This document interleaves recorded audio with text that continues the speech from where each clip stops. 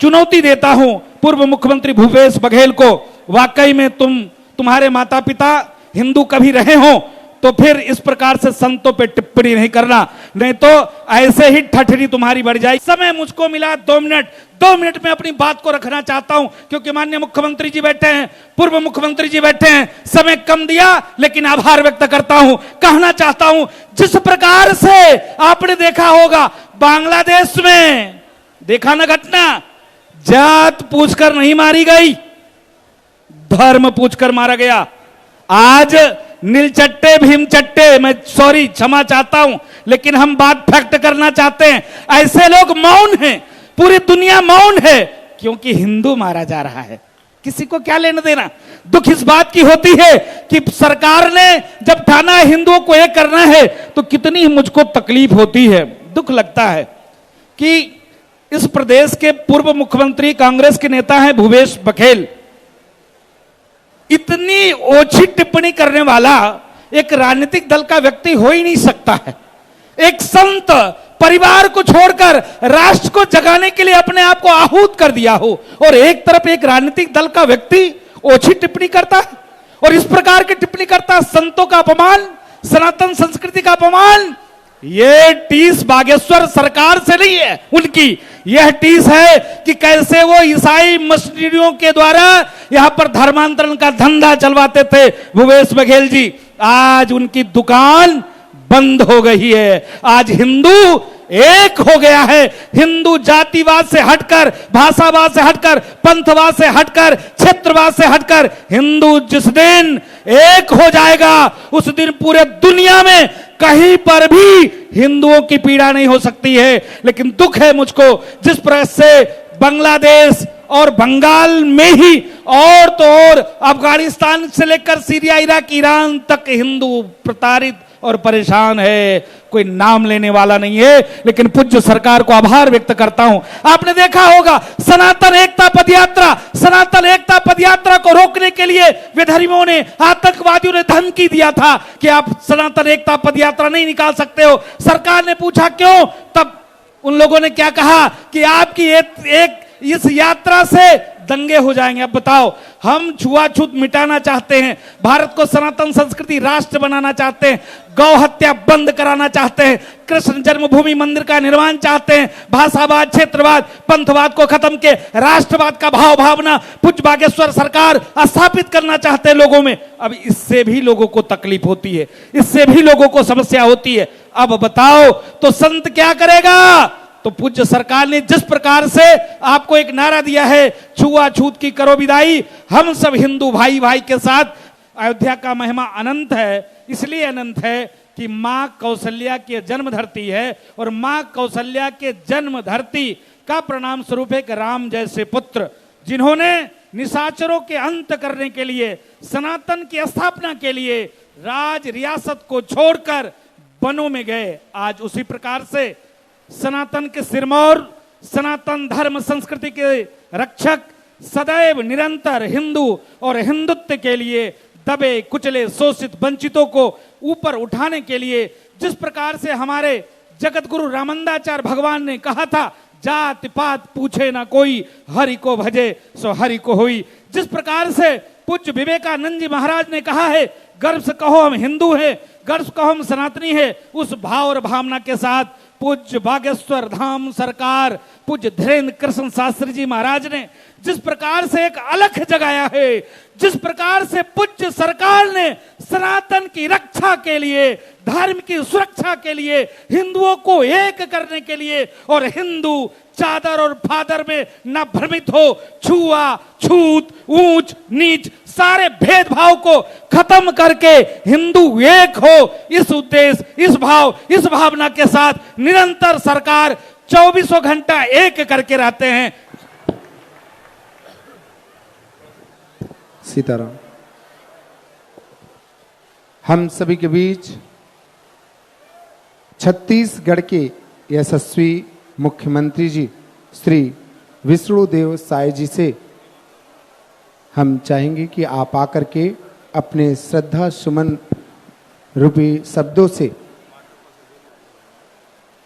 मां कौशल्या देवी जी से भी हम आग्रह करेंगे कि आप भी आकर के अपने श्रद्धा सुमन रूपी शब्दों से इस धर्म सभा को संबोधित करें।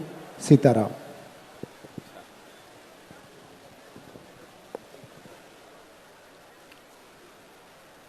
बोलिए माता कौशल्या की, माता कौशल्या की, प्रभु श्री रामचंद्र की, प्रभु श्री रामचंद्र की, माता जानकी की, पवन पुत्र हनुमान की, पवन पुत्र हनुमान की।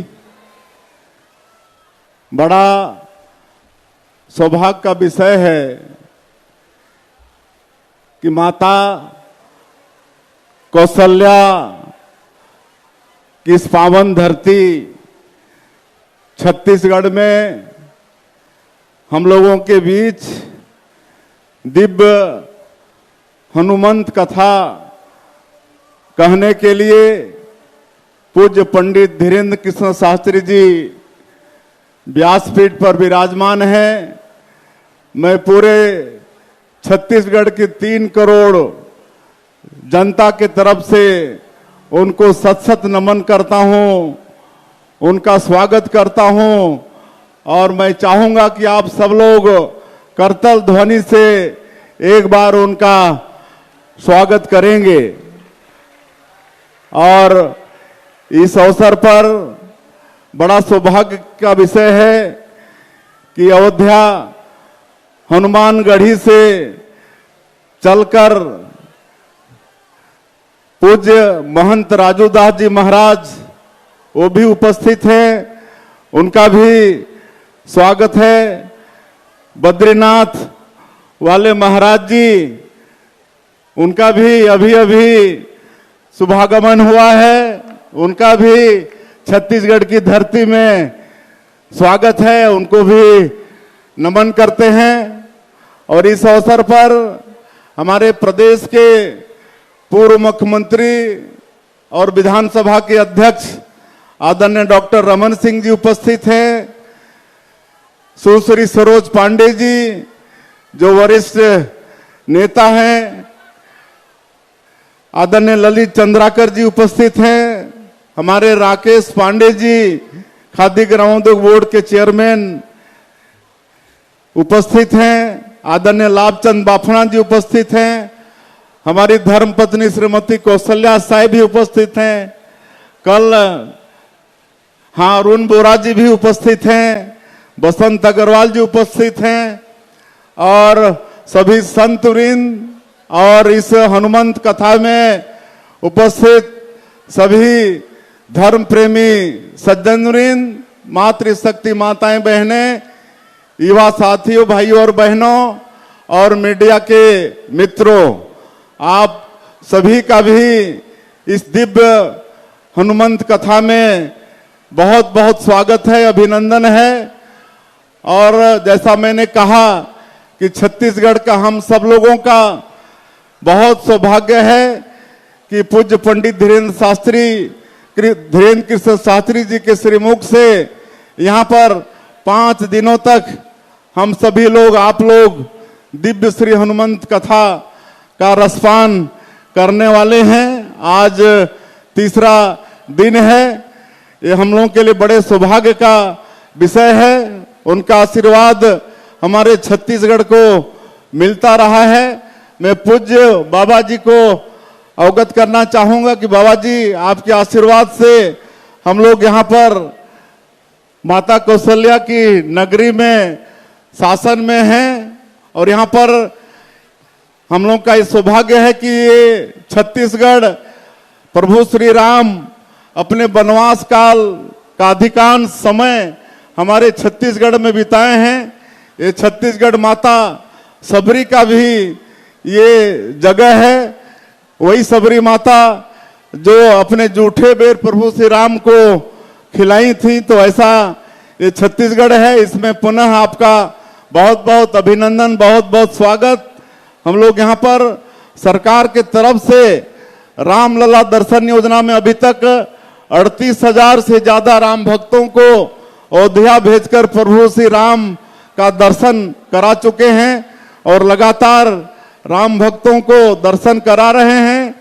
आदरणीय डॉक्टर रमन सिंह जी मुख्यमंत्री थे तो बूढ़े बुजुर्गों के लिए मुख्यमंत्री तीर्थ यात्रा दर्शन योजना शुरू किए थे। वो योजना बंद हो गया था, उसको फिर शुरू किए हैं। अभी तक 5,000 हमारे बुजुर्ग, उनकी इच्छा होती है कि अंतिम समय में तीर्थ व्रत करें, तो देश का 19 तीर्थ हम लोग चिन्हित किए हैं और उनको तीर्थ कराने का काम हम लोग कर रहे हैं। हम लोग महतारी लोगों के सशक्तिकरण के लिए महतारी बंधन योजना में 1,000 रुपया देते हैं। मैं आपको अवगत कराना चाहूंगा कि सारंगगढ़ में एक गांव है दानसरा, वहां की हमारी माताएं महतारी बंधन का पैसा चंदा करके वहां प्रभु श्री राम का मंदिर निर्माण कर रही हैं। तो ऐसा आपके आशीर्वाद से हम लोग यहां पर कर रहे हैं और आपका आशीर्वाद हमेशा छत्तीसगढ़ को मिलता रहे। छत्तीसगढ़ में खुशहाली हो, छत्तीसगढ़ में हर घर में सुख और समृद्धि हो। फिर से एक बार छत्तीसगढ़ की 3 करोड़ जनता के तरफ से आपके चरणों में सत सत नमन करते हुए मैं अपनी बात समाप्त करता हूं। बोले पवन पुत्र हनुमान की। धन्यवाद। सीताराम। कथा में, हनुमंत कथा में हम सबके सौभाग्य से आज बागेश्वर धाम से चल के महाराज धीरेन्द्र शास्त्री जी आज आपके बीच उपस्थित है। मैं आग्रह करूंगा छत्तीसगढ़ के कोने कोने से आए हुए धर्म प्रेमियों से दोनों हाथ उठा के ताली बजा के स्वागत करेंगे महाराज जी का छत्तीसगढ़ की ओर से। सेवा समर्पण समिति के द्वारा आयोजित, विशेष रूप से राकेश पांडे जी द्वारा यह आयोजन, उनकी पूरी टीम को मैं बधाई देना चाहता हूं। इस आयोजन में उपस्थित छत्तीसगढ़ के हमारे मुख्यमंत्री माननीय विष्णुदेव साय जी, यहाँ उपस्थित श्रीमती कौशल्या देवी जी, श्रीमती विष्णुदेव साय जी, सुश्री सरोज पांडे जी, ललित चंद्राकर जी, श्री राजूदास महाराज जी हनुमानगढ़ी और सभी लाखों की संख्या में आए हुए भक्तगण। मुझे लगता है कि इस देश की संस्कृति, इस देश का धर्म और इस देश में जो सनातन हमारा बाकी है, माननीय धीरेन्द्र शास्त्री जी महाराज ने एक बड़ा संकल्प लिया है और वो संकल्प आप सबके मेहनत से पूरा होगा। अखंड भारत की कल्पना यदि किया है वो एक दिन जरूर पूरा होगा। मैं समझता हूं कि पूरा छत्तीसगढ़ और पूरा देश लगातार इनके पद यात्रा से जो हलचल मची है देश के अंदर और दुनिया के अंदर, मुझे लगता है कि हिंदू जागृति का यह समय आ चुका है और आप सब जिस भाव के साथ शामिल होते हैं, मुझे लगता है कि भारत को विश्व गुरु बनाने का समय आ चुका है और महाराज जी का आयोजन सफल होगा। तालियों के साथ स्वागत करेंगे महाराज जी का। धन्यवाद।